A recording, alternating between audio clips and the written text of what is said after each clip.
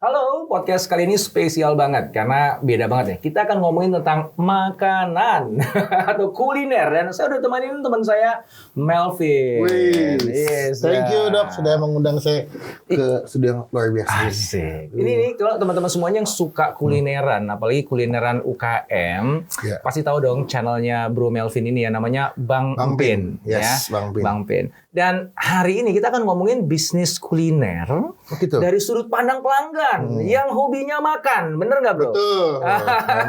Dan mereview. Yeah. Jadi teman-teman semuanya yang punya bisnis kuliner atau suka kulineran, ini podcast yang nggak boleh dilewati. Betul sekali.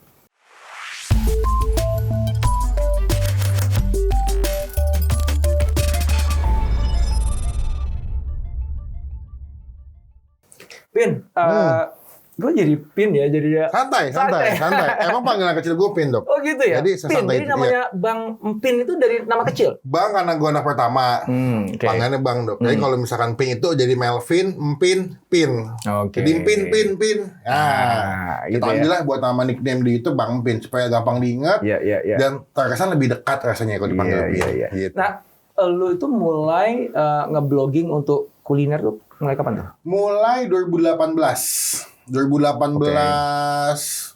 akhir lah, sekitar bulan 10, bulan 11. Nah, lu ingat nggak tuh kira-kira dari 2018 sampai sekarang udah berapa makanan yang lu udah cobain gitu dan di mana aja tuh beradanya tuh? Kalau makanan berarti berhubungan dengan video ya? Ya. Berarti total videonya udah ada 930 video. Dan satu video satu makanan? Satu makanan. Betul, udah makan 930 jenis makanan yang beda-beda. Yes. Nah ini teman-teman semuanya ya, ini kenapa gue ngundang Melvin itu karena gini. Kemarin tuh gue baru bantu UMKM. Ada food dan ada fashion ya. Dan selama ini gue ketemunya sama pelaku UMKM bro. Jadi ngebantu mereka gimana sih menentukan harga, posisi, produk dan sebagainya. Selalu sudut pandang itu dari si pelaku UMKM-nya. Padahal yang paling penting bagi bisnis itu sudut pandang pelanggannya kan. Gitu. Nah ini bagi teman-teman nih yang bisnisnya kuliner, ini hari ini jadi penting banget karena gue nih pengen ngulik Melvin dari pengalaman lo yang udah makan 930 berapa tadi? Makanan. Iya, 930 berapa? Video yang udah gue upload. 937. 30. Oh 930 pas jenis video. Dan itu dari kotanya mana aja bro? Total sih memang banyak kan masih di Pulau Jawa, Jakarta, Bandung, Jogja. Nah, Jogja ya dekat-dekat agak jauh dikit mungkin Depok dekat-dekat sini. Depok, Bekasi. Nah, ini yang penting yang nyambungin sama teman-teman yang pelaku bisnis kuliner adalah kita tuh perlu insight nih dari orang-orang yang doyan makan kayak Melvin yang udah nge-review yang udah nge-review 900 jenis makanan ya supaya gitu tuh bisa tahu kalau gue mau laku kudu yang begini. Yang disukain sama pelanggan tuh yang begini. Yang rame itu begini. Pasti lo kan punya dong datanya, pengalaman lo di situ pasti ada kan. Oke, jadi ini jangan kemana-mana teman-teman semuanya. Cuman gini, gue sebelum ngomongin tentang aspek bisnisnya gitu, gue pengen coba mendalami gitu proses yang lo jalanin ketika lo mereview makanan. Karena pasti ini nyambung nih bagi teman-teman yang pengen tahu gitu ya cara berpikirnya orang kalau lagi pengen cari makanan atau kuliner itu kayak gimana gitu. Itu apa sih yang membuat lo jadi mutusin gini? Gue pengen mereview yang situ dong. Gitu. Nah, itu gimana tuh caranya? Sebenarnya alasan untuk gue memilih sebuah tempat makan buat di review pertama adalah punya unique selling atau selling point-nya punya value di makanannya. Misalkan gini, ada 3 tempat makan ayam geprek nih atau mie ayam lah, ada 3 tempat makan mie ayam. Gue cek nih dari ketiga tempat makan mie ayam ini mana yang bisa kita jual, mana yang produknya bagus, mana yang produknya unik dari 2 yang ini. Kalau 3-tiganya sama gue gak akan mau dateng. Karena menurut gue makan mie ayam di tempat A, tapi ketika lu datang ke tempat mie ayam dekat rumah lu, ya udah sama aja, lu gak akan mau datang ke tempat mie ayam gue. Cuma kalau gue bikin video mie ayam di sini pakai daging wagyu, pakai keju mozzarella, misalkan mie-nya pakai tepungnya dari Itali. Tapi jualnya kaki 5, harganya nggak mahal. Lu datang nggak? Datang. Datang dong. Cuma kalau dok ini ada mie ayam nih, harganya 15.000 nih. Oh bedanya apa sama di rumah gue? Nggak ada sih, cuman nih enak aja. Lu mau datang nggak? Belum tentu juga enggak. Apalagi kalau jauh, rutenya gitu. Jadi gue ngecek dulu nih. Kadang-kadang gue buka Google, lihat ulasan-ulasan yang pernah makan di situ. Jadi misalnya ada alamatnya mie ayam A misalkan, gue buka Google-nya, gue baca tuh ulasan yang pernah makan di situ. Oh, lo jadi lihat review juga ya? Gue lihat juga. Kalau di sini kebanyakan yang mesen tuh bestsellernya menunya ini. Bukanya jam segini. Terus misalkan ada yang komen, mie ayamnya enak, tapi yang jual jutek. Itu buat konten gua. Wah, bagus nih buat judul. Mie ayamnya enak, gak mahal, tapi yang jual jutek banget. Lo kan? Jadi lo kesana cari mie ayam tuh cari yang jual? Dua-duanya. Jadi gua menilai rasa, tapi gua juga melihat keunikan dari apa yang bisa gua dapat dari tempat makan itu. Kira-kira mie ayamnya enak, tapi yang jual jutek tetap enak atau mie ayamnya? Waktu itu sih jutek enak. Gitu. Ya, jutek enak. Mungkin ya jutek kan mungkin lagi bad mood aja kali. Jutek kalau cantik mah enak aja ya gitu. Iya sih. Jadi halnya ke situ, Dok. Kalau gue nganter ke situ. Jadi selain makanannya, apa yang bisa kita angkat juga, entah ambience-nya, jual di pinggir kali, atau di sebelah rumah kosong. Jadi di pinggir kali itu justru jadi bisa gua angkat jadi materi. Jadi unik ya. Jadi unik. Kayak jadi nggak harus lokasi itu yang bagus, yang nggak harus gitu ya. Malah kalau bisa kita nyari tempat yang paling tersembunyi sebisa mungkin, hidden gem banget. Jadi mungkin banyak yang nggak tahu. Itulah gunanya kita sebagai food blogger membantu mereka UMKM supaya mendapatkan exposure itu.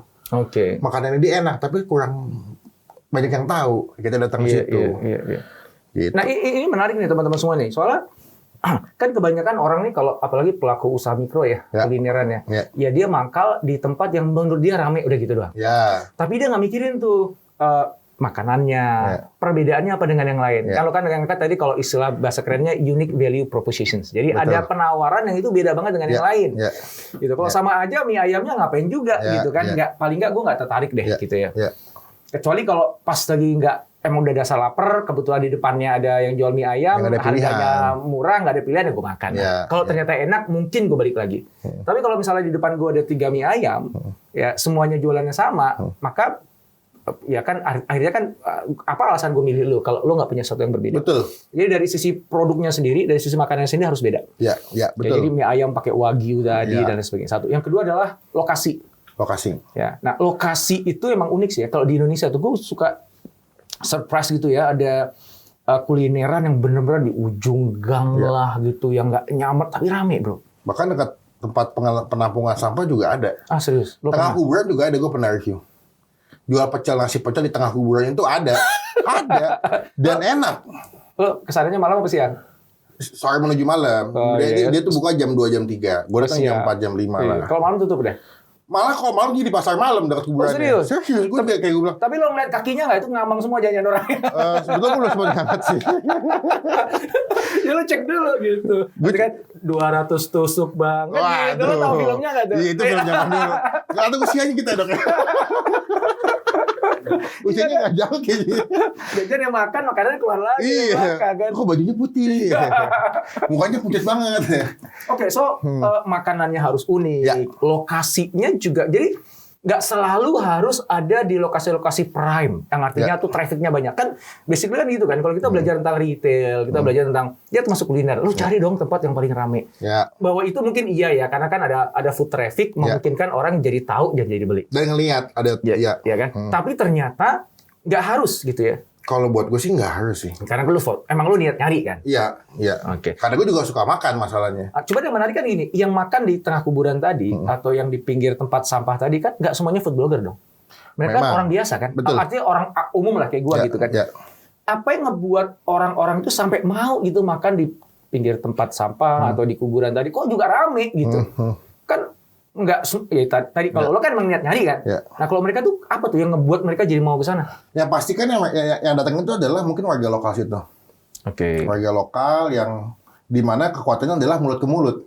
Ku makan situ enak tuh. Bisa ke situ yuk. Entah temennya dia ngajak temennya atau misalkan apa kalau ibu-ibu, gue tadi besok makan situ enak, besok mau coba datang. Nah, permasalahannya berarti yang tahu makanan itu cuma daerah situ doang. Nah, penghasilan pedagang ini cuma sebatas di sini doang cakupannya. Gue datang supaya setidaknya kita bisa ngebantu dia untuk meluaskan cakupan penghasilan dari video yang gue buat. Supaya penghasilannya nggak cuma dari warga lokal situ doang. Ketika dia rame, penghasilannya naik, kan ada kesenangan buat dia juga. Banyak yang kenal juga. At least info mulut ke mulut itu jadi lebih luas. Nggak cuma lewat video gue doang. Jadi gue ke situ. Datang, makan di tengah kuburan, wah enak.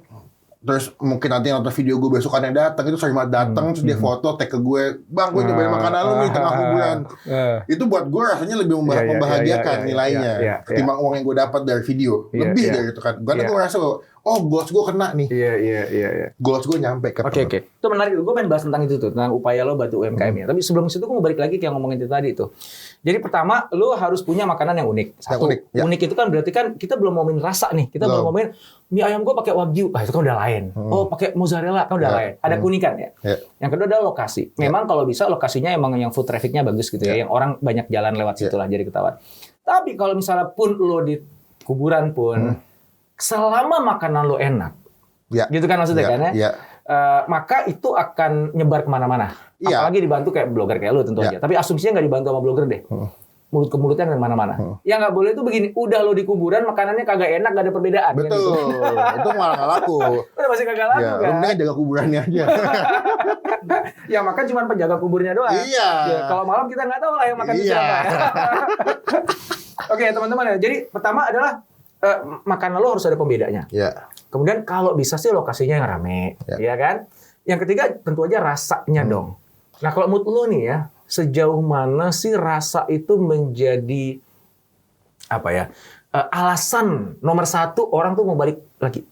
Kan soalnya gini kan banyak teman-teman tuh yang datang ke restoran untuk foto-foto doang kan, ya kan, Instagramable, restonya, kafenya butuh konten dan sebagainya gitu. Sejauh mana sih sebenarnya untuk kita ngomongin Indonesia nih ya, kulineran ya. Jadi kita ngomongin kuliner yang UMKM nih. Kita nggak ngomongin kafe gede, restoran gede gitu ya. Sejauh mana tuh rasa itu memang kayak udahlah lu kalau rasanya udah enak, semuanya udah aman deh, bisnis lo bakal laku. Itu bener gak sih atau sebenarnya masih ada kayak nggak juga sih gitu? Makanya yang tadi gue mau bahas adalah mungkin kalau untuk pemahaman, wah kalau dagang mesti di traffic yang bagus, di tempat yang bagus. Iya, kalau yang punya usahanya punya modal yang cukup untuk sewa di tempat yang trafficnya bagus. Kalau trafficnya bagus, pasti kan sewanya juga nggak mahal, pasti nggak kecil. Sekalipun pasti ada jatah reman yang kita tahu dan segala macam. Walaupun dia nggak bayar lokasinya, tapi dia bayar premannya lah gitu ya. Betul. Ya industri tidak legal maksudnya. Jadi selama aku review makanan sih, memang kebanyakan yang aku tekankan adalah satu, dirasa enak, kedua harganya affordable.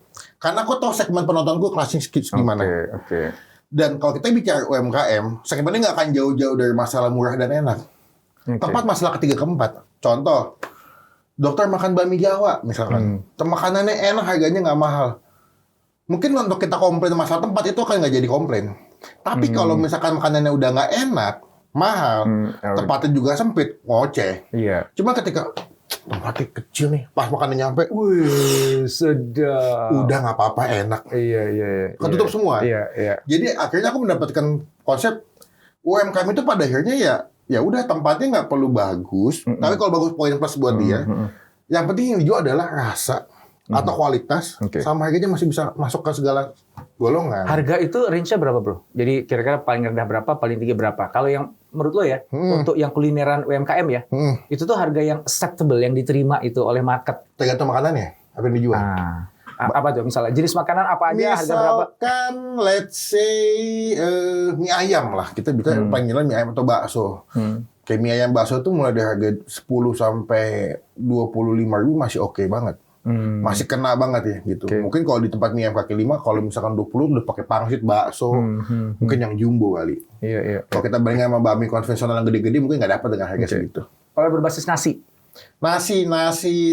goreng kayak nasi gila kayak namanya whatever lah. Pokoknya basisnya nasi. Nasi uduk misalnya. Nasi uduk tuh aku pernah ketemu di daerah Jagakarsa. Nasi telur balado, tempe sama bihun cuma 7.000. Serius? Sumpah. Ya, aku sampai nanya, Bu, ini dagangnya untung apa emang sedekah sih?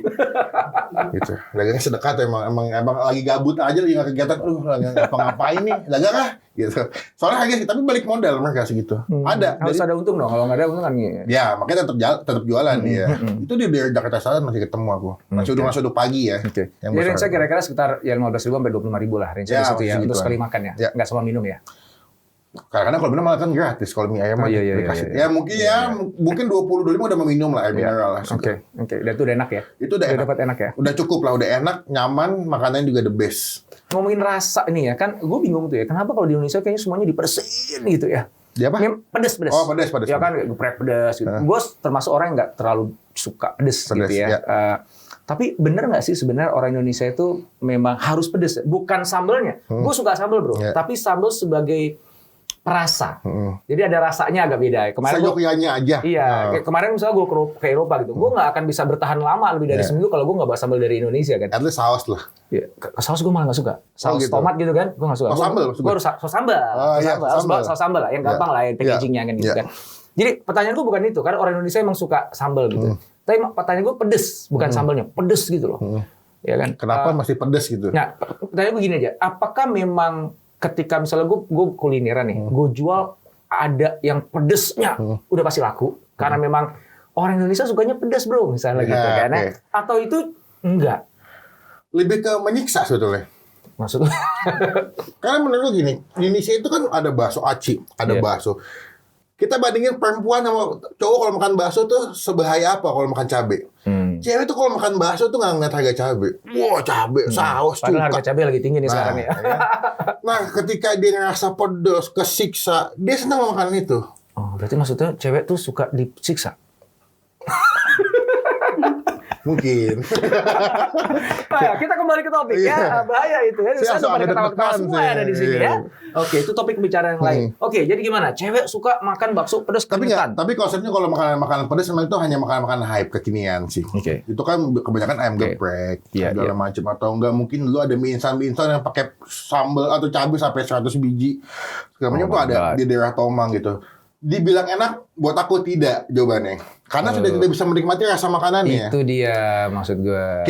Aku suka pedas, tapi di level yang jangan sampai ngerusak rasa asli makanannya. Iya. Ketika itu udah rusak, aku rasa kayak, enggak, lu mau makan cabai atau makan ini? Iya. Nah, jadi kalau dibilang, apakah mesti yang pedas supaya bisa membuat lebih laku? Iya, tapi hanya hitungan bulanan, hanya hype sementara menurut aku. Karena ketika orang beli, oh gini doang rasanya. Mereka nggak repeat order. Hanya penasaran karena pedasnya sampai mana. FOMO aja dia. FOMO aja. Wah level pedasnya sampai wah sakit. Pas lagi, oh gini doang. Enak nggak? Enggak sih. Yaudah deh, beli yang lain aja. Pasti gitu. Jadi nggak sustainable, nggak akan long term usahanya. Jadi kalau ngomongin rasa yang ada di Indonesia, misalnya teman-teman pengen bisnis kuliner gitu kan ya. Kita mau cari aman aja deh. Kita cari rasa yang orang Indonesia paling banyak suka. Misalnya kalau kita ke Thailand misalnya, asem. Ya kan kebanyakan makanan Thailand kan banyak asemnya gitu ya. Kalau misalnya ke India itu apa? Kari ya. Karinya. Nah, kalau Indonesia, misalnya gue pengen buat produk kuliner gitu kan. Rasa yang paling aman dalam arti paling banyak diminati oleh orang Indonesia. Gue bisa bilang Indonesia nggak sih? Atau bisanya cuma Jawa, Sumatera? Bisa. Indonesia di Nusantara ini ada satu pola yang sama tentang taste. Ada. Nah, apa tuh? Bumbunya kuat, strong. Kalau kita Indonesia punya masak Bali, kalau masak bumbu kuat, sambal mata, ayam betutu segala macam. Medan apalagi, Padang apalagi. Bahkan kalau Manado kalau masak makan apalagi, semuanya berbumbu. Kita memang terbiasa, makanya kenapa lidah kita agak lumayan nyambung dengan makanan-makanan Thailand. Karena rempahnya tuh terasa sama. India herbsnya kita berasa. Makanya nyambung. Cuma ketika kita diajak makan Italia, ke Eropa lah ya, hambar banget ya. Karena mereka rasanya nanggung. Jadi pertanyaan dokter adalah gimana ngeset rasanya yang sesuai dengan identitas bumbu Indonesia aja. Strong. Harus kuat ya. Tapi di level kuat yang balance ya, bukan yang pedasnya dominan gitu. Atau asem banget, enggak. Semuanya di level yang balance, jadi semua juga bisa nikmatin, wah ini enak nih. Kita makan nasi Padang aja gitu, semuanya enak. Sip. Ini ngomong-ngomong tentang makanan nih, ternyata Bang Pin ini udah bawa makanan nih. Oh iya. Bentar lagi kita nikmati. Gue penasaran sebenarnya, gue nanya dari tadi. Bawa makanan apa bro gitu. Dirahasiakan. Jangan sampai yang aneh-aneh yang bawa nanti ya. Nanti kita akan makanya stay tune terus karena gue sendiri penasaran nih mau makan apa nih. Balik lagi ke peran lu sebagai blogger deh. Sebelum kita nikmati makanan nanti ya. Kan lu nggak dari awal ke UMKM kan? Dulu kan vlogging food lo kan macam-macam ya, makan resto, artis juga. Makan artis juga. Gitu ya. Nah itu, oke, gue nanya dari yang gede dulu deh. Bedanya apa antara lo jadi food bloggernya para artis atau resto-resto gede dengan food bloggernya UMKM? Sebenarnya kalau dibilang, memang kalau food blogger cakupannya betul, kata dokter banyak. Kita nggak masih UMKM doang. Ada makanan artis, makanan resto, ada makanan fancy dinner juga kita bisa, atau fancy food juga kita bisa sikat, bisa kita eksekusi videonya. Cuman kenapa waktu itu memutuskan ngambil konten makan UMKM itu fokusnya pas pandemi. Pas pandemi masuk, kita sudah mulai lockdown waktu itu di tahun 2020 awal, nggak salah. Kita udah nggak bisa kemana-mana. Waktu itu aku beli makanan kaki lima, kita makan take away, makan di rumah. Jadi aku reviewnya di rumah tuh. Hampir setengah tahun. Kita syuting cuma di rumah, karena nggak bisa kemana-mana. Karena tempat makan juga nggak bisa dine-in kan. Nah, semenjak itu fokusnya, kayaknya punya channel untuk ngebantu Indonesia terlalu gede. Apa yang bisa aku bantu dari channel aku dengan dampak yang paling mudah dilakukan? Ya sesuai dengan konten makan. Jadi kita datang ke tempat UMKM, kita beli, kita review juga, kita Hanas review, kita kasih tahu mungkin yang bisa tambahin di develop rasanya ini. Oh, lo jadi bukan cuma nge-review tapi lo jadi konsultan UMKM dong, ngebantu. Iya. Wow. Dia mau terima bagus, enggak ya udah. Kita kasih good ini aja. Berjalannya waktu sampai detik ini. Nah, dulu kenapa stop dari makanan artis dan makanan restoran? Karena dulu kalau makan artis gampang baperan kalau artis itu. Iya, jadi kayak kayaknya kita beli nih perasaan nih gitu. Kalau kita beli, kita punya hak untuk mengkritik sebetulnya. Iya. Ini makanan di sini selama masih dalam kapasitas yang sesuai reviewnya dan objektif, nggak melenceng gitu. Misalnya kita coba makanan rasa coklat, kita nggak bilang ini tapi rasa stroberinya nggak ada, emang nggak ada. Juga coklat. Iya. Cuman ketika kita mencoba objektif dan mencoba untuk memberikan review yang jujur, kadang-kadang mereka malah jadi bete sama kita. Sampai aku sempat berapa kali dengan artis ibu kota, ya kurang nyaman lah hubungannya kan. Akhirnya udah deh, gue males deh. Mendingan gue bantu yang udah pasti-pasti yang emang lagi butuh bantuan aja. Mereka ini nggak butuh bantuan gitu kan. Mereka punya budget promosi nih. Tapi yang di bawah ini nggak punya budget promosi, tapi makanannya lebih enak daripada ini. Jadi Anda tuh udah nggak dibayar nih. Saya di Om Des selalu emosi pas ini. Tarik nafas. Oke, tapi menurut gue kayaknya itu jalan aja bro, supaya lo akhirnya tergerak bantuin UMKM. Kalau dengan artis baik-baik aja kan akhirnya lo nggak berujung ke UMKM. Oh iya benar, betul. Plus juga pandemi sih. Tapi gue appreciate. Malah bayangin aja kan ada berapa banyak sih blogger, YouTuber yang ada di Indonesia ya. Kalau semuanya punya spirit kayak lu gitu ya, bahwa gue bisa apa nih dengan profesi gue gitu ya. Dengan gue punya media nih. Gue punya orang yang nonton gue gitu. Kan jangan sampai justru gue pakai media ini hanya untuk gibahin orang, ngompor-ngomporin, memfitnah. Useless lah maksudnya. Bukan hanya useless, itu malah kita jadi ngerusak kan gitu kan. Nah gitu. Itu yang gue senang. Justru ketika pandemi malah lu berkata, gue bisa gunakan apa nih yang Tuhan titipin ke gue nih. Gue dikasih channel, gue dikasih audience, gue bisa pakai untuk bantu orang apa gitu. Itu tuh yang gue appreciate banget ke makanya gue juga bilang sama tim gue adalah kita diberkati untuk menjadi berkat sih. Sesimpel itu. Jadi ketika lu dikasih berkat sama Tuhan segini, percayalah bahwa itu bukan punya lu. Tapi rezeki dititipin orang melalui hidup lu. Nah, jangan sampai lu jadi pencuri berkat itu. Nanti Tuhan nggak kasih berkat buat lu lagi, cuy. Itu cakep, setuju. Jadi mendingan nggak apa-apa, lu kasih berkat sebanyak mungkin, jadi lu juga dapat banyak berkat buat kita. Itu gue bilang sama tim gue selalu gitu. Cakep. Sedekah jangan lupa ya bro. Kalau boleh ini kita brand dikit, berarti lu kurang sedekah. Tapi mungkin lu kurang sedekah. Gitu. Ngomongin tentang bantuan UMKM sekaligus aja nih ya. Sebenarnya teman-teman yang nyimak kita ini bukan cuma pelaku UMKM ya, tapi bahkan juga ada yang pebisnis besar, ada yang coaches, trainer dan sebagainya. Cuman konteks kuliner ini memang hot topic banget karena Indonesia sendiri kan kita punya 64 juta pelaku UMKM. Mayoritasnya adalah kuliner, bro. Jadi kalau misalnya kita bantuin teman-teman kuliner tuh kayak kita udah bantu banyak banget pelaku UMKM lah ya. Nah, selalu mereka itu kan nggak punya data nih pelaku UMKM nih. Jadi ya dia ketika dia mau bikin apa ya gue bisanya apa itu gue buat ya, gue mau mangkal di mana ya sebisanya gue mangkal kayak gitu itulah dengan modal cekak.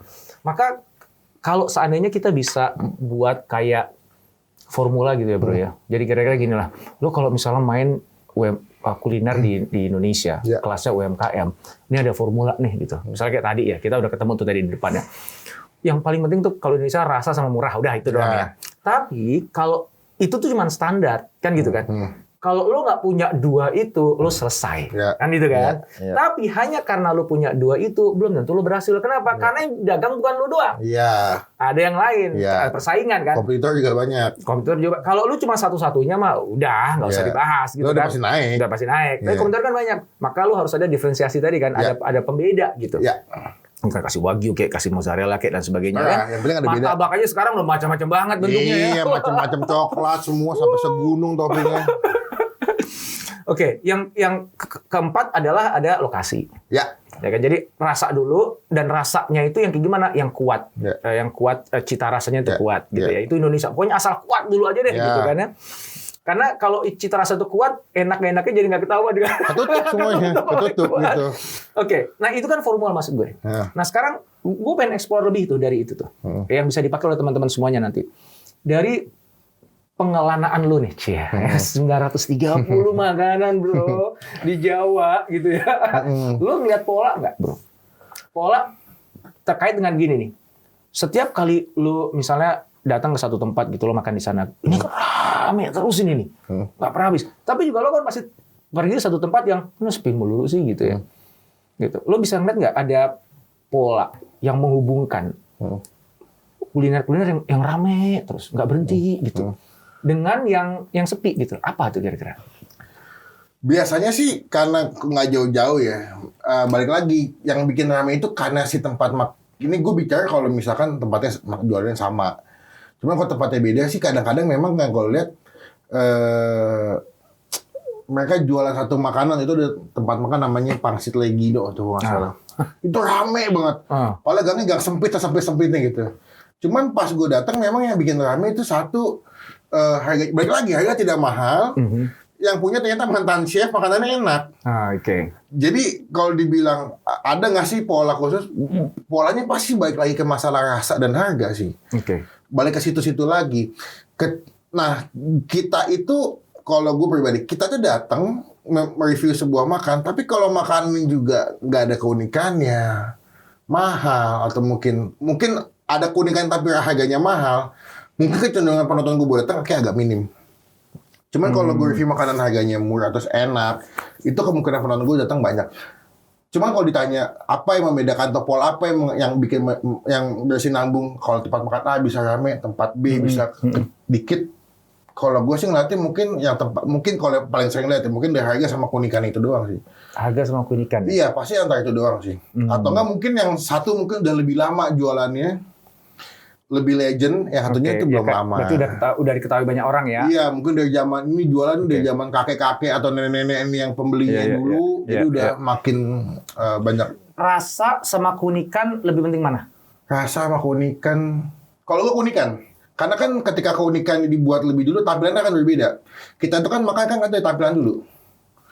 Lu interest mau makan sebuah tempat makan ramen, misalkan di mall, wih unik banget, dipakai dagingnya bentuknya love segala macam. Wah, datang baru nyobain. Kalau dokter bilang rasa dulu, kan kita belum tahu, belum nyobain. Jadi love at the first sight dulu. Jadi untuk memancing orang mau nyoba, first time buyer itu tampilan.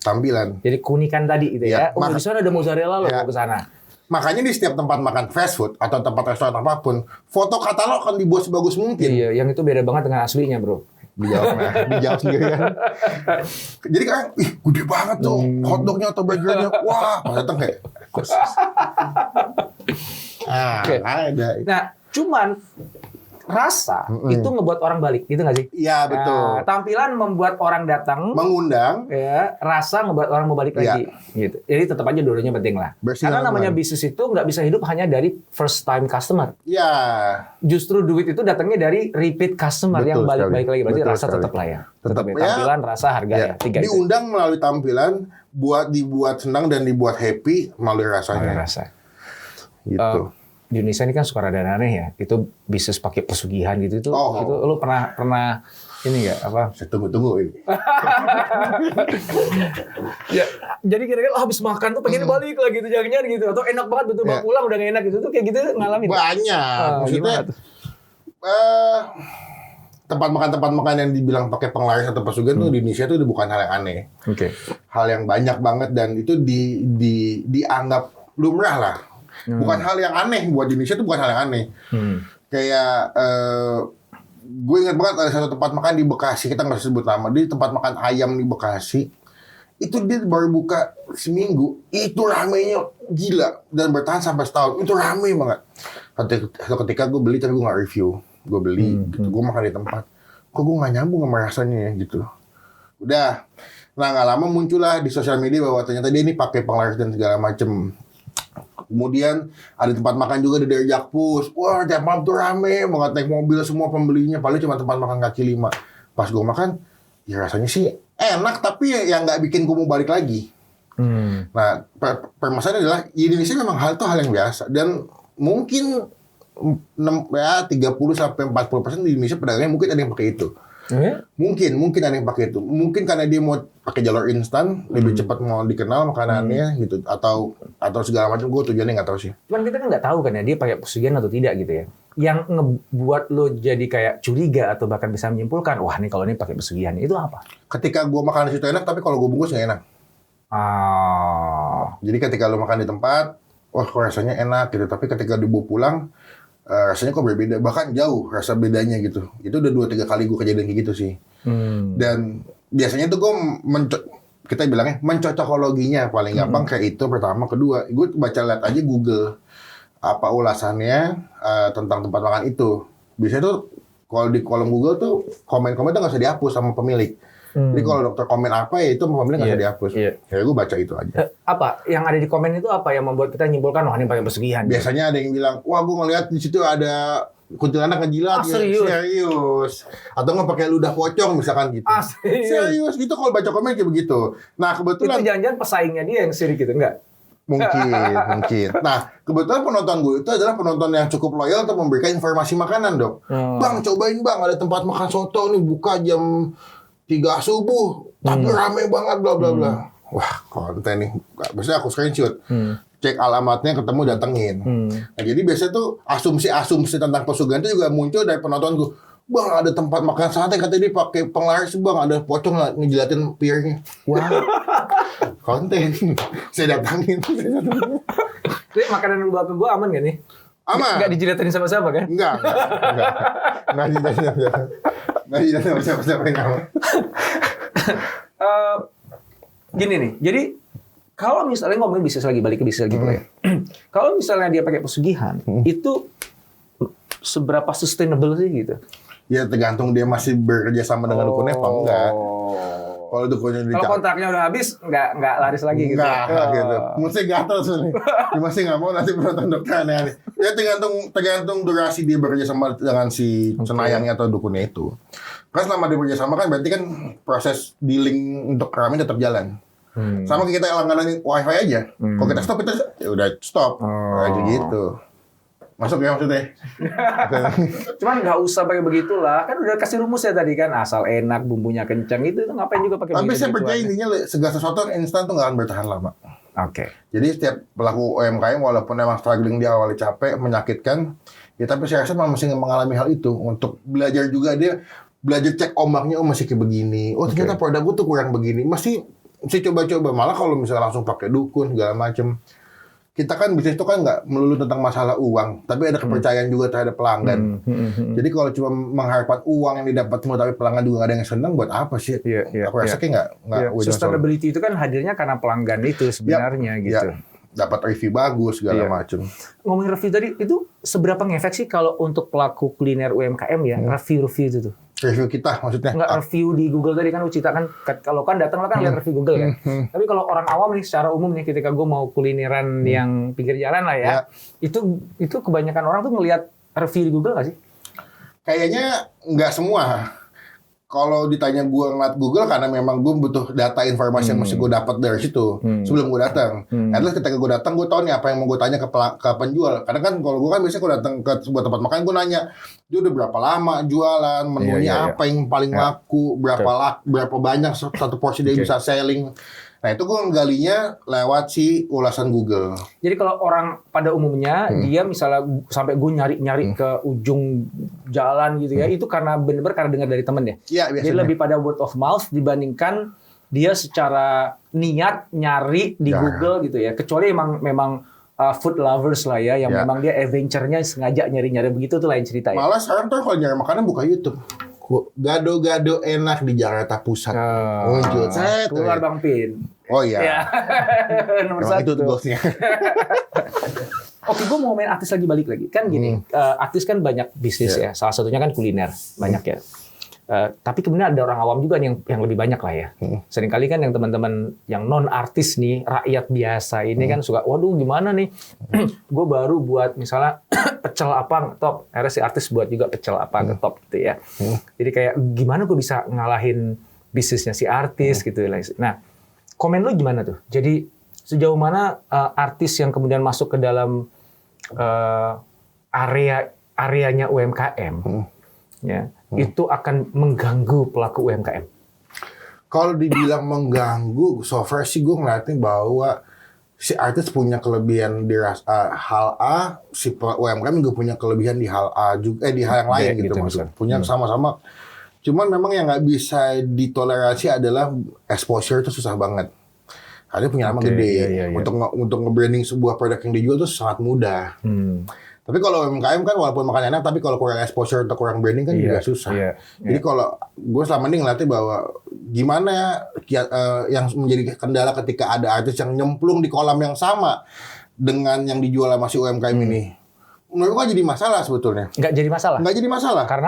Karena menurut gue mereka dulu punya kelebihan masing-masing di rasanya yang bisa dijual. Gitu.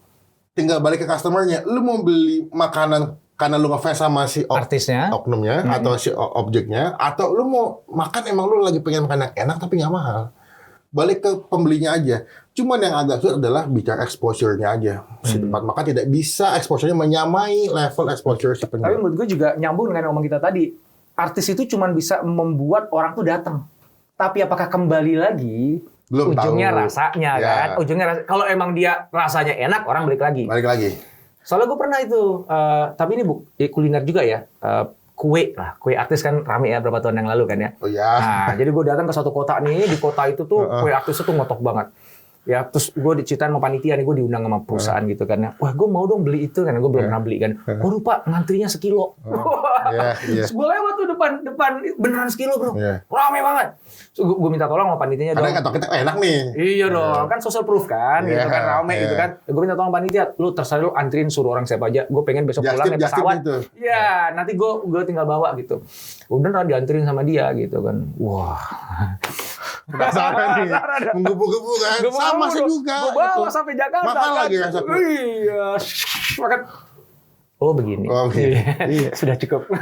Untung nggak ngantri. Itu nggak, kok ngantri gue bete banget. Ngantri. Abis itu nggak pernah lagi tertarik untuk beli. Saya tapi juga. Kan paling nggak gue jadi first buyer. At least kita tahu lah. At least kita aja. Ada FOMO juga lah kita ikutan. Iya. Ya. Maksudnya kan kita kan karena kepo ya. Karena mungkin baik lagi kita kan kalau tampilannya kan mungkin meyakinkan si kue kayaknya enak di foto. Banyak kok kayak begini, gitu. Harganya mahal. Ini mereka mau butuh duit pandemi kali nggak ada program. Nah kalau menurut pandangan lu sendiri nih, bro, terhadap fenomena kue artis itu yang sekarang udah menghilang ya, masih ada sih beberapa yang masih ada, dan beberapa yang masih gue suka beli ke kota itu, karena emang enak tuh bro.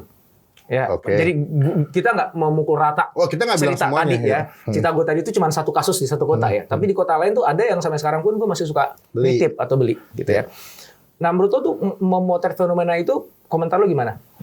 Sebenarnya kalau bagi gue, kalau dia bisa menjual sebuah rasa yang enak dan bagus, gue appreciate banget. Maksudnya gini, ketika gue review makanan ada juga ada yang enak, gue apresiasi banget.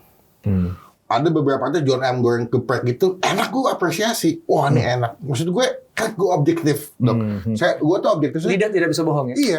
Dan gue beli. Gue gak mau ngebodoh-bodohin penonton gue ini enak, gue bilang gak enak, atau gak enak, gue bilang enak. Gak mau. Karena ketika gue bohong, kredibilitas gue jadi jelek. Dan mereka kan juga gampang, validasinya kan gampang. Tinggal beli aja nyobain kan gitu. Bang Pin tukang bohong nih reviewnya. Gue gak mau sampai hal itu. Cuman kan kejujuran itu memang pahit rasanya. Ada yang curhat nih. Tapi itu baik buat perkembangan kalian. Iya. Lu ganti channel aja jadi motivator, bro. Pelan-pelan lah. Pelan-pelan lah. Lanjut. Jadi, nggak semua artis memang makanannya dia enak. Walaupun kalau gue boleh jujur ya, pada saat zaman artis itu produsennya satu loh. Cuman di rebrandingnya beda-beda. Iya. Jadi kalau pabrik kue A, kue B, itu pabriknya sama. Iya. Cuman ini si kue A pakai nama artis ini, gitu. Produsennya sama. Tapi nggak semuanya nggak enak. Ada beberapa yang enak, dan gue apresiasi untuk hal itu.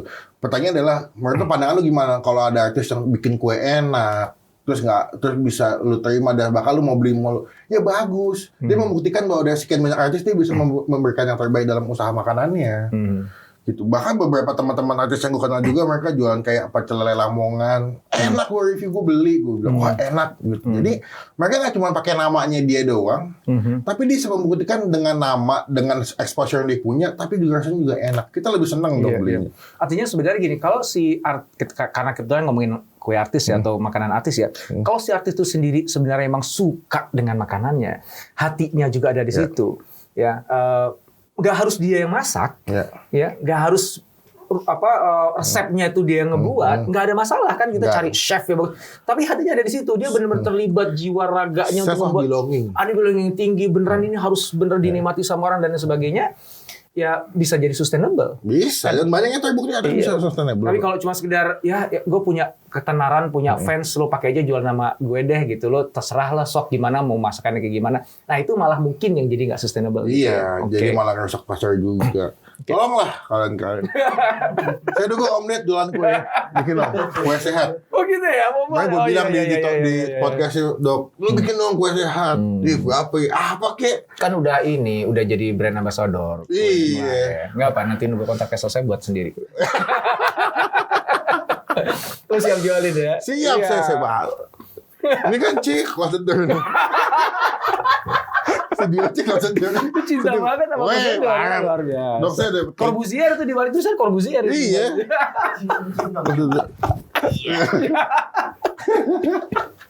Aduh, ya gitu lah, Dok. Ngomongin story, gue melihat ada satu lagi nih, kan tadi formula kan kita udah buat ya. Jadi harus tampilannya menarik, ada pembedanya, rasanya enak, harganya murah, lokasinya oke. Ada satu lagi menurut gue story di balik food. Oh iya. Ya kan? Karena kadang-kadang misalnya gini, kalau ke Eropa gitu ya, diceritain, wah di sana gue pernah pergi di Swiss ke tempat Black Forest. Oh wow, kue gitu ya. Jadi Black Forest itu beneran ada bro kan. Jadi beneran ada hutan hitam tuh ada. Oh oke. Di Switzerland tuh ada gitu. Itu gue sampai bela-belain itu di desa pelosok di Switzerland. Untuk nyobain Black Forest-nya. Karena konon katanya tuh beda banget. This is the original Black Forest. Ada satu restoran nggak terlalu besar di sana. Sebelum makan bro diceritain dulu. Duduk nih mesen nih. Datang Black Forest dong. Sebelum makan dicerita dulu. Ya. Cerita kenapa kok roti Black Forest itu kayak gini. Dasarnya dari originalnya dari mana gitu. Wah, ceritain kisah orang yang disuruh. Jadi kita makan tuh kayak menikmati sejarah masa lalu yang begitu memukau. So it's no longer about the food. Jadi nggak lagi cuma urusan makanan aja. Yang merasakan tuh bukan cuma lidah kita aja, tapi imajinasi kita ikutan, hati juga ikutan tuh. Menang banget gitu kan. Gue pernah lagi ke restoran Jepang. Ya.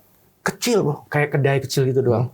Begitu masuk ke sana ada foto perempuan gitu ya Jepang, tapi zaman dulu tuh kan modelnya kan bukan foto ya, apa sih gambar ya? Kayak kartun itu lah. Kayak gambar itu kan.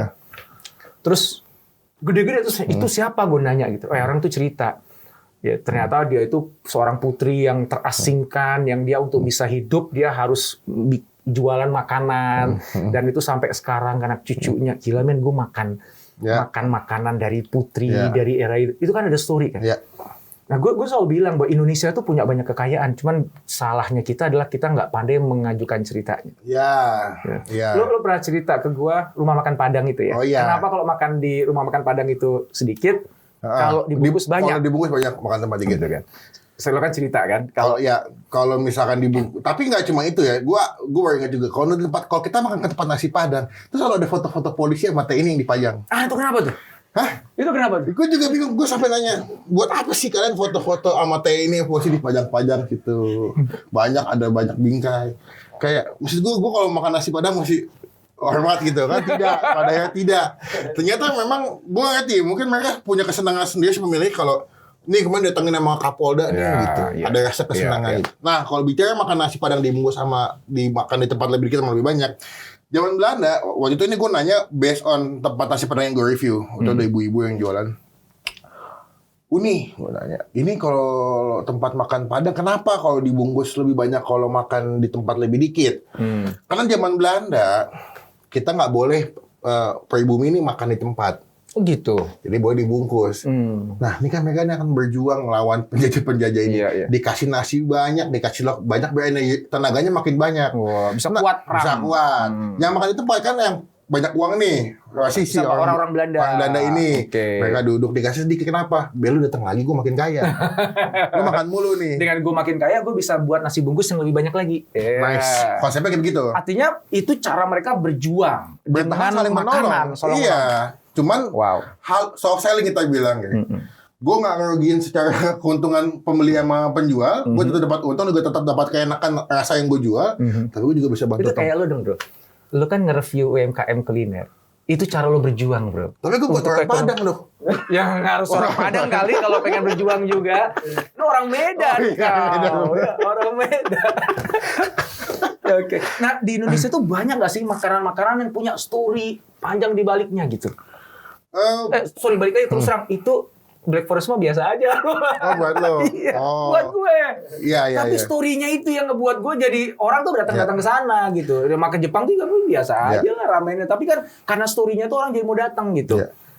Nah, itu di Indonesia ada. Kita udah memanfaatkan story itu untuk creating emotional value dari makanannya apa enggak? Es krim Ragusa salah satunya yang es krim Ragusa yang dekat Monas. Itu apa tuh story-nya? Itu es krim udah jadul banget, old school banget. Dari zaman mungkin dari lama tahun 60 70 udah ada. Es krim lo simple, es krim banana split atau enggak es krim yang cuma coklat, strawberry sama vanilla. Tapi kalau lo masuk dia masih mempertahankan nuansa outletnya dari awal buka, jadi konsepnya jadul gitu, masih kayak ada ornamen-ornamen lama. Jadi ketika kita masuk kita dibawa buat makan es krim tapi dengan nuansa zaman dulu. Dikit, walaupun menurut gue untuk rasa banyak lebih enak daripada itu. Tapi ketika datang ke situ kita nggak cuma beli es krim, tapi kita menikmati momen ketika dengan gedung yang tua, yang lawas. Terus ada foto-foto pemiliknya dari zaman dulu, yang lagi bikin es krim, fotonya masih hitam putih segala macam, bahkan masih ada kuning-kuning fotonya segala macam. Jadi beberapa tempat makan di Indonesia sudah menerapkan adopsi tentang story tadi. Iya. Tapi memang belum semua, karena mesti dipahamin bahwa nggak semua orang teman baca, dan nggak semua orang datang ke tempat makan mau nyari ilmu, cuma pengen makan doang. Yang penting gue kenyang pulang, gitu. Jadi nggak semuanya. Nah, itulah di video kadang-kadang aku suka nanya tempat makan ini di awalnya gimana. Oh dulu saya dulu bekas mantan chef gitu di hotel ini. Itu kan story dong. Iya. Kayak ada restoran steak sekarang yang udah tekan kemana-mana mantan chef gitu mantan kan. Chef. Dan itu story yang kemana-mana tuh. Itu ada kaki 5 mantan chef, enak nih wagyu gitu kan. Itu kan story bro.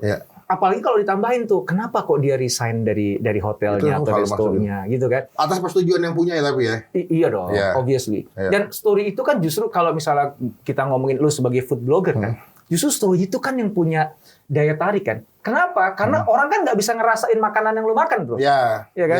Tapi dia bisa ngebayangin story yang lu ceritakan di setiap video blog lu.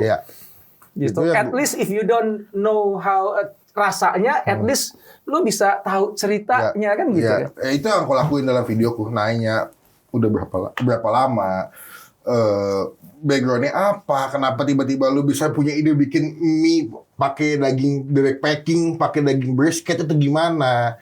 Terus awal mulanya kenapa? Jadi itu yang aku angkat supaya ketika yang nonton itu videonya nggak cuma ngerasa pengen beli makanan, tapi at least wawasannya nambah. Oh, ternyata tuh dia bekas chef di restoran A. Yuk coba datang yuk. Tapi menurut gue tuh bukan cuma sekedar pengetahuan sih bro. Kalau misalnya gini, gue dikasih steak ya di depan gue. Dikasih tahu begini, ini ada 2 steak. Yang ini gue nggak tahu ceritanya ini siapa yang buat. Yang ini bro, dulu dia pernah chef dapat Michelin 3 misalnya di sebuah rumah makan yang begini-gini. Tapi kemudian dia memutuskan ingin ngebantu lebih banyak orang dengan cara begini. Jadi ada kemanusiaan di situ, ada kecintaan antar profesi di situ. Ada dulu awalnya dia susah banget jadi. Dan ini Michelin level 3, ini bintangnya 3 gitu. Gue coba nih yang pertama, yang kedua. Gue akan bilang, yang ini enak banget. Padahal dia bisa jadi ini placebo. Jadi itu steak yang masak orangnya sama. Dengan bumbu yang sama. Cuman yang ini gue tambahin cerita, yang ini kagak. Yang ini bisa lebih enak bro. Karena manusia itu sangat subjektif. betul. Dia bisa nambah-nambahin sendiri di kepalanya dia sesuatu yang ngebuat ini jadi kelihatan lebih cantik, lebih ganteng, lebih indah. Padahal sebenarnya barangnya sama gitu. Ya kayak obat aja kan begitu kan. Habis minum obat kuat ini tiba-tiba wah kuat karena ditulis obat kuat gitu kan. Yang dibilang obat bukan kuat. Kok gue nggak kuat? Padahal itu sebenarnya sama-sama air putih doang. Gitu. Sugesti juga. Sugesti. Nah dalam makanan, dalam rasa itu kan sugesti kan kuat. Gitu. Nah, menurut gue nih orang Indonesia kurang memainkan itu. Bahkan di fine dining, gue pernah nih, bro. Kalau ini fine dining ya, jadi bukan UMKM ya. Jadi ini yang chefnya nih dari Korea. Dia udah tinggal lama di Indonesia, tapi dia punya rumah di Korea gini-gini, dan ini kan masakin untuk kita.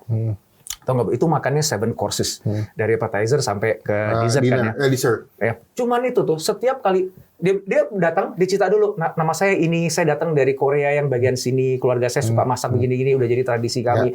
Gue belum makan nih bro. Gue dengar ceritanya doang nih, pasti enak ini. Udah kebangun tuh. Udah kebangun tuh di persepsi di kepala gue, pasti enak nih. Dan itu mempengaruhi kan saliva ludah gue udah mulai keluar dan sebagainya. Terus kita ngobrol, dia masak. Sebentar ya, saya masakin dulu. Dia masak di dapur. Setelah dikeluarin. Sebelum ditaruh dulu di meja, terus dia bilang, jangan ada yang makan. Begitu. Taruh dulu di meja. Aduh, gue udah lapar gitu kan. Kalau dia makan, kenapa dia mau cerita dulu?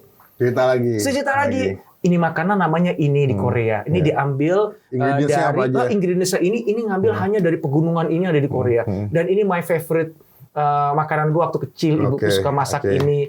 Mudah-mudahan kamu juga suka ya. Kita makan. Itu walaupun nggak enak bro, kerasa enak bro. Ya karena udah disuges akan. Ini makanan spesialnya. Masa makanan favoritnya dia dimasak sama ibunya nggak enak sih kita bilang. Kan tanya, gimana rasanya? Enak jawabannya. Itu sampai menu terakhir itu diceritain ceritanya. Ada story-nya. Dia dibangun setup di kepala kita pada akhirnya. Sehingga ketika bayarnya mahal dong, fine dining kan ya. Tapi yang lu dapat tuh bukan cuma protein kenyang. Wawasan nambah. Experience, bro. Experience, pengalaman, betul. Sensations.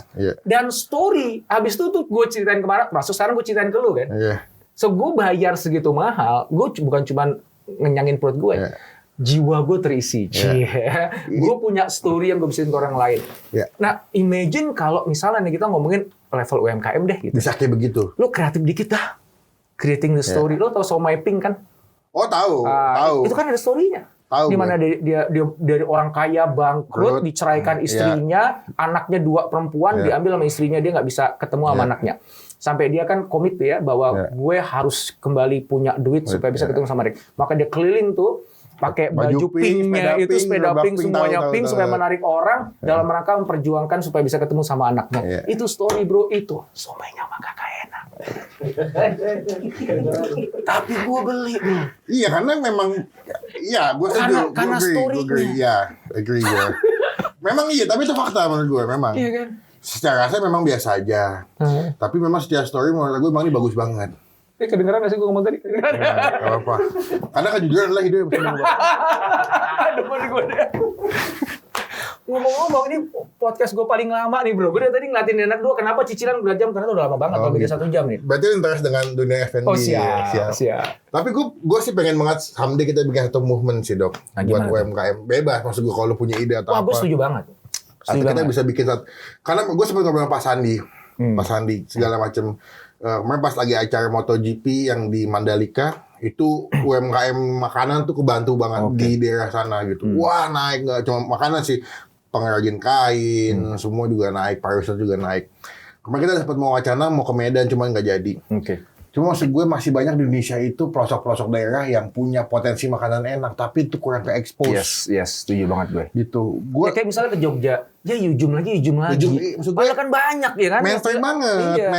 Maksud gue di Jogja tuh banyak banget tempat makan gudeg, oseng mercon yang enak, nggak mahal, tapi belum banyak yang tahu. Nah, gue tuh pengen jangan sampai mereka jadi tutup karena nggak ada yang beli. Iya, betul. Nah, butuh tapi gue juga butuh tim dan riset yang lebih dalam lagi kan. Makanya kadang-kadang, pengen nih bikin suatu movement atau apapun yang kita bisa kerjain, at least buat UMKM deh. Kita kalau bantu politik Indonesia terlalu jauh, nggak bisa kalau aku terlalu luas gitu. Cuman yang paling bisa kita bantu apa yang kita bisa kerjain yang sesuai dengan apa yang kita suka. Siap.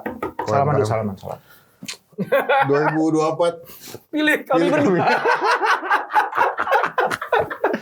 Ada. Bro, makanan lu mana makanan lu? Tapi gue punya pertanyaan sih, tapi sambil makan ya gue mau nanya lagi ya. Boleh. Lu tunjukin dong nih ke teman-teman di sini, nih lu bawa apa sih makanannya? Jadi kemarin kan dokter kan minta jajanan SD, makanannya unik. Kemarin tuh mau Om Ded, saya bawa aja tuh sop otak kelinci. Masya Allah. Cuman kan dimakan nggak mau Om Ded? Tidak, saya juga tidak makan. Saya pikir udah bentuk otak, masih ada dalam kerangka kepala kelinci. Cuma serius? Betulan. Aku bilang manajerku, ini apa yang mau dimakan sih, Ram? Ya kan sop otak kelinci, Bang. Ya tapi tinggal otaknya aja, tulangnya udah nggak ada. Ini masih ada udah. Ini ada cakwe. Seperti biasa cakwe standar. Kecil banget cakwe. Ya karena kan ini jajanan SD. Kalau yang ini harganya berapa nih harganya, Bro? 2.000. 2.000 segini? Iya. Kalau SMP segini naik-naikan dikit. Kalau mau ngomongin apa cakwe kan? Iya. Gitu dulu kali cobain nih, Dok ya. Boleh nih. Enggak pakai ini nih, enggak pakai kuahnya. Yang merah. Oh, Dok pakai sausnya. Makanya. Ya sih. Lu enggak ada gelas. Itu gelas bersih enggak? Di studio gue itu ada gelas, Bro. Cuma pajangan doang. Oh iya.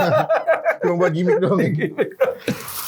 Ini apa lagi? Ada ini apa? Oh iya. Papeda. Papeda itu apa? Papeda. Intinya gini, kalau Indonesia itu makanan semakin tidak bergizi semakin enak. Semakin tidak bergizi semakin enak ya. Iya. Jadi papeda itu apa isinya? Sagu, dia tepung sagu, dikasih telur ayam gitu diaduk-aduk, bentuknya kayak ongol-ongol kenyal-kenyal gitu lah. Makannya pakai ada bumbunya? Enggak. Udah ada bumbunya. Ngomong-ngomong ini kan gini, lu syuting, video lu per minggu berapa? Udah cukup. Cukup. Seminggu aku upload itu 4 video. Kalau ambilin dong, ini kasih ke ini ya. Nah, berarti lu 4 seminggu 4 video. Syutingnya berapa lama? Biasanya syuting Senin sama Selasa. Jadi Senin 3 video, Selasa 3 video. Berarti lu makan terus tuh kerjaannya tuh. Senin 3 video, Selasa 3 video, Rabu sampai Minggu aku puasa menge-gym. Jadi cheating day-nya pada saat syuting. Oke. Jadi cara lo menjaga kesehatan kan khawatirnya food blogger itu kan gitu kan ya? Kolesterol, gula, diabetes, semua jantung bahaya gitu. Berarti lo udah antisipasi itu ya? Udah, segala macam udah. Ini takwe oke lah. Nggak aneh bikin gue. Tenang aja, yang lain kebagian ya. Ini apa nih? Ini papeda boleh. Cobain gimana? Lo puasanya puasa apa? Intermittent fasting. Intermittent lo kayak gimana? Yang ekstrim atau yang standar? Ekstrim sih, Dok. Jadi aku tuh kalau terakhir makan jam 6 malam, nanti buka puasa jam 3. Jadi lebih dari 3 sore? Iya. Lama dong. Jadi biasanya 12 jam lebih ya? 12 jam lebih ya? Hampir 18. Jadi puasa dulu, habis itu nge-gym, kelar nge-gym baru makan. Kalau intermittent itu lo boleh minum kan? Boleh minum air putih paling. Kalau nggak teh tawar boleh, tapi kalau minuman manis nggak boleh. Kalau makanan sama apapun makanannya nggak boleh ya? Hanya boleh minum air putih aja? Iya, air putih aja. Nah, ini lebih ke ongol-ongol nih. Lucu nih. Gue belum pernah makan ini. Belum pernah nyoba? Belum. Apa namanya? Papeda. Cuman gue doang, cuma bisa ngasih makan. Dokter sama Om Ded makan aneh, udah. Nggak ada yang bisa. Untung lo nggak bawa itu, kecoa. Jangkrik. Kalau di Thailand kecoa juga kan? Kecoa kadangnya juga. Di Indonesia juga ada? Enggak. Kalau di Indonesia ulat sagu dimakan di Papua. Waduh, enggak dia. Ini apa, Ram? Ini apa? Pentol. Pentol. Pentol. Kalimantan nih? Enggak. Indonesia? Soalnya klien gue kan ada mining. Perusahaan tambang. Oh iya. Itu hobinya makan pentol doang tuh. Semua hidup ya? Nggak makan nasi gitu? Atau dia nggak tahu menu lain? Ini pentolnya nggak bulat, Bro. Abangnya lagi males. Lagi bad mood deh. Jadi udahlah, lu mau beli enggak. Ini keunikannya dia, Dok. Unik selling point-nya di sini. Jadi kan biasanya bulat. Pentol kan bulat kan biasanya kan? Gua mau bulat biar beda nih, karena gua mau dimakan sama dokter. Kalau ngarang doang kan? Ngarang doang. Ini story-nya ngarang nih, nggak asli. Yang penting lebih ngejilat ya. Bah. Apalagi? Ini kue cubit standar lah. Oh. Yuk yang lain boleh ya. Lagi puasa guys. Enggak. Lo kan nggak intermittent hari ini kan? Harusnya intermittent lo jam 3. Oh udah lewat. Udah jam 4. Mana? Ini di sini apa lagi nih? Ini ada bihun gulung, sama ada telur gulung. Ini isinya apa bihun? Bihun diaduk pakai bubuk Ini serundeng kayak gitu. apa sih itu yang suka ada di mall tuh dok gitu apa? Kondok gitu Ya, kan? ini versi lokal. Induknya. Jadi mereka punya bukan. Kalau di Jepang ada takoyaki, kalau di Belanda ada puffertjes kan. Iya, iya. Nah, di Korea ada kondok, kita juga punya ini. Cuman isinya Isinya corn juga. bihun.